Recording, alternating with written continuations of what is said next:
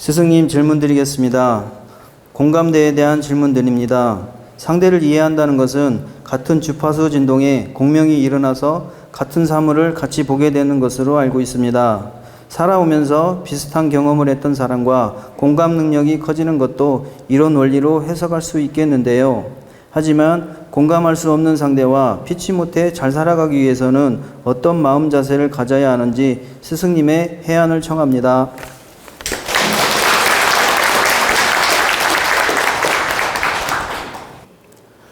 어떤 사물을 함께 바라보고 공감하고 함께 그 기운을 느끼는 것은 공명을 일으켜서 공감대를 형성하는 경우도 있지만 그 환경, 조건을 함께 느끼고 함께 바라보고 함께 기운을 느끼게 되면 대체적으로는 이렇게 다 그 똑같은 환경을 접하다 보니까 공감하게 되고 또 함께 기운도 느끼고 함께 소통을 하게 됩니다. 그런데 이제 공명을 일으켜서 공감하는 것과 환경을 함께 접하다 보니까 느끼는 것은 좀 차이가 있습니다. 여러분들이 이런 걸 좀 알고 계셔야 되기 때문에 제가 말씀드리는데, 공명을 일으켜서 공감을 하는 것은 어떤 지식 차원이라든가 어떤 시각 차원이 아닌 영혼 에너지, 마음 에너지, 내면의 깊은 그 우리 자성, 스스로 자자 성품 성자, 자성 에너지, 깊은 영혼 에너지로 울림으로 느껴지고 울림으로 전해지는 걸 우리가 공명이라고 하는 겁니다. 단순한 시각, 단순한 지식, 단순한 환경 조건을 공감하는 걸 공명이라 하는 게 아니고, 내가 깊은 마음이 상대한테 전해지기를 바라고 말을 했을 때 그 내 영혼의 울림, 마음의 울림이 그대로 전해져서 상대도 그 영혼의 기운을 느끼고 마음의 울림을 느끼고 가슴과 가슴으로 그 기운을 느끼면서 공감하는 것을 우리가 공명이라고 하는 겁니다. 그리고 같은 환경, 같은 조건, 같은 시각으로 바라봐서 공감하거나 느끼는 것은 대체적으로 우리 인간의 시각은 같은 물질을 봤을 때, 같은 사람, 같은 조건, 같은 환경을 대했을 때 70%는 다 똑같이 느낍니다. 30%는 성격 차이가 있어서 다름은 있지요. 그러나 70%는 대부분 공감을 한다.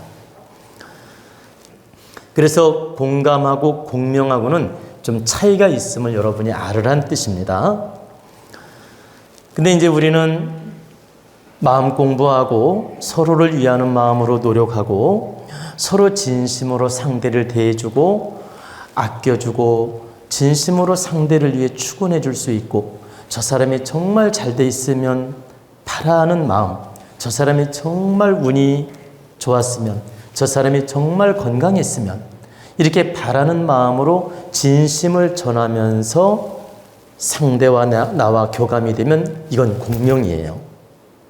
그래서 우리는 공명을 일으키는 노력을 하는 것은 참다운 노력이고 바른 노력이라 할 수 있다. 그리고 너와 나와 상식선에서 이해하는 거, 이것은 공감이고, 근데 공감은 누구든지 할 수 있다라는 거죠. 근데 공명을 일으키는 소통, 공명을 일으키는 느낌, 그 공명을 일으키는 공감은 쉽지 않은 거라는 뜻입니다. 근데 이제 우리가 마음 공부해서 긍정 마인드로서 서로 진심을 다하는 소통을 하면 공명이 일어납니다. 공명이 일어나서 나도 느끼고 상대도 느끼면서 하나가 되는 걸 느끼게 됩니다. 그래서 진짜 공명은 말없이도 느끼는 거예요. 말없이도 상대 마음을 알고 말없이도 하나됨을 느낄 수 있다. 그 말없이 하나됨을 느끼는 게 진정한 공명이다. 우리는 그런 공명을 일으키는 공부를 또 하는 것입니다. 그리고 이제 질문에 소통이 안 될 때 내 뜻하고 상대 뜻하고 안 맞거나 상대 질량하고 내 질량하고 안 맞거나 상대 환경 내 환경 조건이 다르거나 할 때 서로가 어긋나는 일도 있고 안 맞는 경우도 있고 또 소통이 안 되는 경우도 있습니다. 내 감정, 내 잣대, 내 느낌, 내 아르마리, 내 지식, 내 질량 사이즈로 상대를 대하려고 하면, 상대를 이해하려고 하면, 상대를 받아들이려고 하면 상대를 이해시키거나 설득하기가 매우 어렵습니다. 그런데 내가 저 사람 질량과 저 사람 조건과 저 사람 능력과 저 사람 환경, 저 사람 마인드, 저 사람 지식 질량 이런 걸 잘 관찰해서 저 사람에 맞추는 노력으로 다가가면 쉬워집니다. 근데 이게 우리가 말은 쉽지 않지 않습니까? 그러니까 이게 아주 쉬우면서도 어렵다고 하는 거예요. 그래서 내가 먼저 저 사람하고 소통하고 싶다면 내 입장으로 바라보지 말고 상대 입장으로 바라봐야 되고 상대 질량에 맞추어서 노력하는 마음을 가져야 돼요. 우리는 대인관계에 있어 잘 삐지기도 하고 기분 나쁘기도 하고 열받기도 하는 이유가 전부 내 입장과 내 잣대 때문에 삐지고 감정이 나는 겁니다. 진정으로 상대 입장을 알았다. 환경 조건이든 그 사람 감정이든 그 사람 조건이든 상대 입장과 환경을 100% 안다면 유감 살 게 별로 없어요. 살면서. 그리고 오해할 것도 별로 없어요. 상대 환경 조건 모든 입장을 100% 알지 못하면서 내 잣대로 이해를 했기 때문에 오해도 생기고 유감도 생기고 감정이 나는 겁니다. 우리가 즉흥적인 예를 들어보면 남편이 외부에 일 나가가지고 부인은 기다리는데 전화를 안 해요. 근데 부인이 저녁이 돼도 연락이 안 오고 밤 9시, 10시가 됐는데도 연락이 안 오니까 걱정이 서서히 되다가 나중에는 화가 나지요. 화가 나다가 어떻게 생각하지요? 심하면 오해를 일으켜. 누구랑 술 마시고 엉뚱한 짓 하지 않나? 또 무슨 짓을 하다가 안 들어오나? 또 무슨 일이 생겼나? 그러니까 남편을 믿는 분은 걱정하는 쪽으로 생각을 하고 남편을 못 믿는 분은 의심하는 쪽으로 오해를 한다. 그러니까 남편이 신뢰가 두터운 분이라면 걱정하는 쪽으로 기다리죠. 무슨 일이 혹시나 생겼나 싶어서. 그리고 남편을 못 믿는 분은 어떤 술집에를 갔나, 어떤 여자랑 데이트를 하지 않나, 어떤 도박질을 하지 않나, 이렇게 부정적인 오해를 한다라는 거죠. 근데 그 오해의 감정이 내 잣대입니까? 남편 잣대입니까? 다 내 잣대죠. 내 분별이고 내 판단이라는 겁니다. 그래가지고 오해를 해가지고 이제 막 씩씩대면서 전화를 해요. 근데 전화를 했더니 마침 또 안 받아. 그러니까 막 더 뿔이 나. 뿔 난다는 거 아시죠? 더 뿔이 나. 그리고 더 오해를 해. 더 유감을 가자. 그래가지고 뒤늦게 연락이 돼가지고 이제 집에 들어왔어요. 그러면 자초지정을 먼저 다 들어보는 마음은 뭐예요? 상대를 이해하고 배려하는 마음이에요. 근데 화부터 내는 마음은 내 감정, 내 잣대라는 거야. 그리고 내가 스스로 혼자 오해한 거고. 내가 화부터 내고 감정을 갖고 상대를 부정적으로 바라보는 것은 이건 내 입장으로 상대를 해석하고 이해한 것이다. 그리고 상대가 왜 늦었는지, 왜 전화를 못했는지 그 이유를 충분히 먼저 들어주는 마음은 내가 상대 입장으로 다가간 거예요. 근데 대부분 가정주부나 가정 남편들이 자기 잣대, 자기 욕심의 잣대, 자기 입장으로 먼저 해석을 하고 유감을 갖고 오해를 하기 때문에 부부싸움도 나고 문제가 생기고 심각해지는 겁니다. 내가 남편 입장, 아내 입장을 먼저 생각하는 마음으로 이해하려고 하고 배려하려고 하고 다가간다면 싸울 일은 10분의 1밖에 안 이루어집니다. 10번 싸울 거라면 한 번밖에 안 싸우게 된다.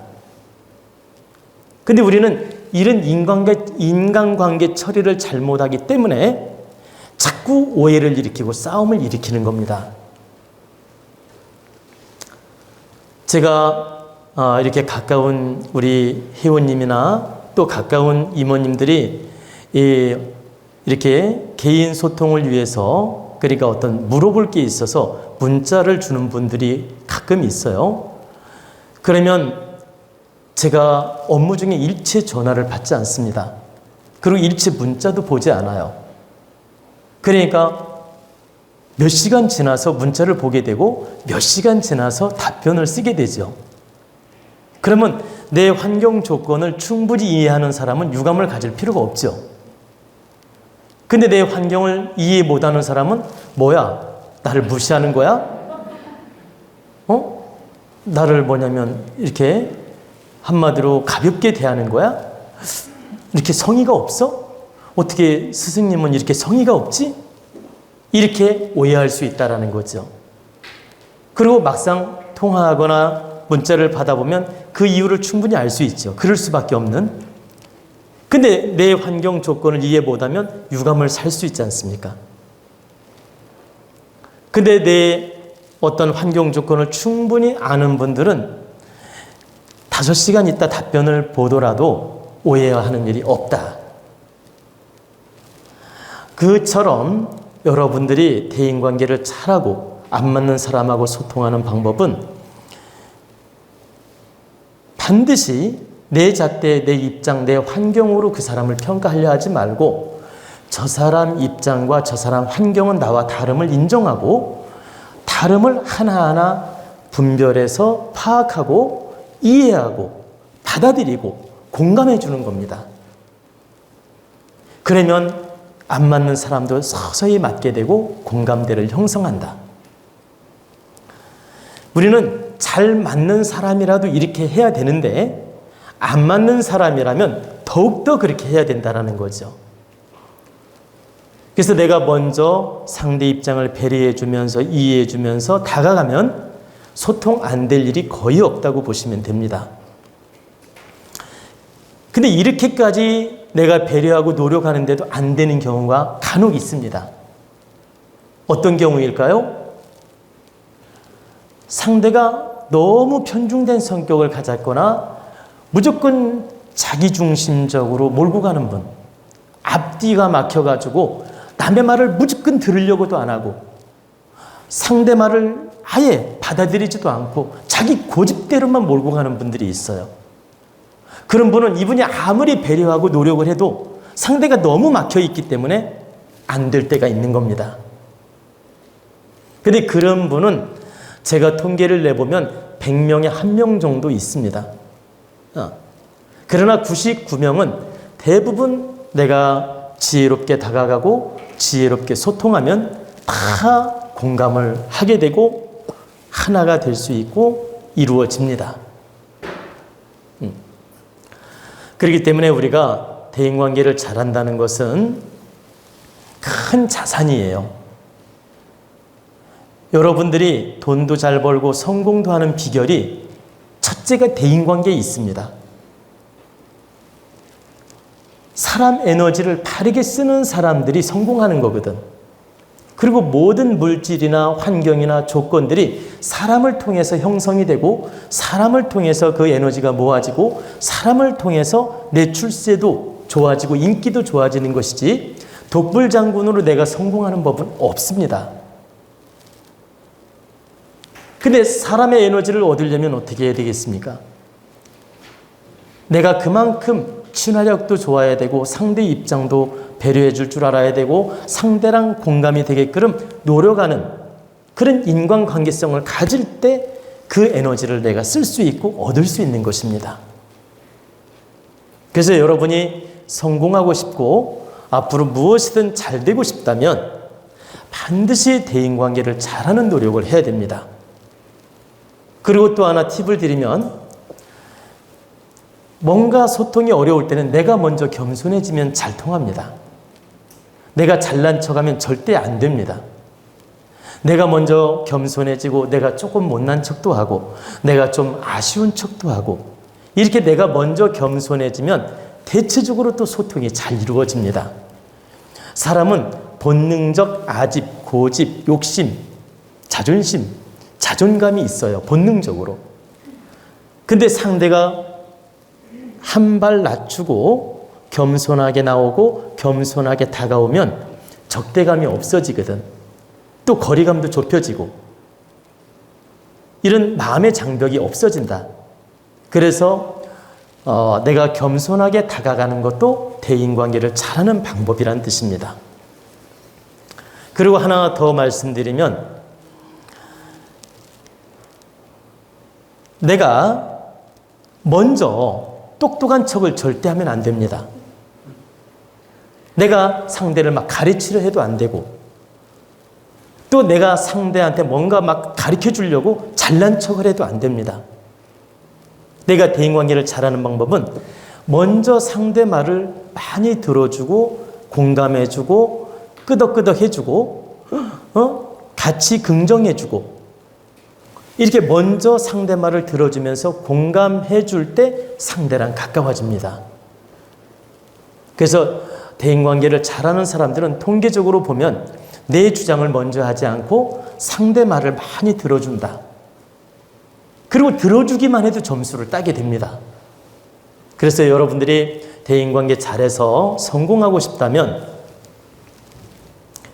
첫째가 상대 입장, 환경, 조건을 먼저 이해하고 받아들이는 마음. 둘째가 뭐라고 했습니까? 잘난 척하지 말라 그랬죠. 똑똑한 척하지 말고 잘난 척하지 말고 상대 말을 먼저 들어주는 마음, 먼저 이렇게 들어주는 마음, 공감해주는 마음, 그리고 세 번째는 겸손하게 대하라.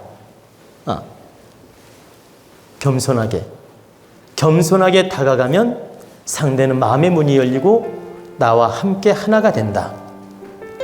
우리는 이 세 가지를 명심하고 대인관계에 있어서 바르게 노력한다면 누구나 소통이 되며 그 소통한 에너지는 서로에게 득이 된다는 뜻입니다.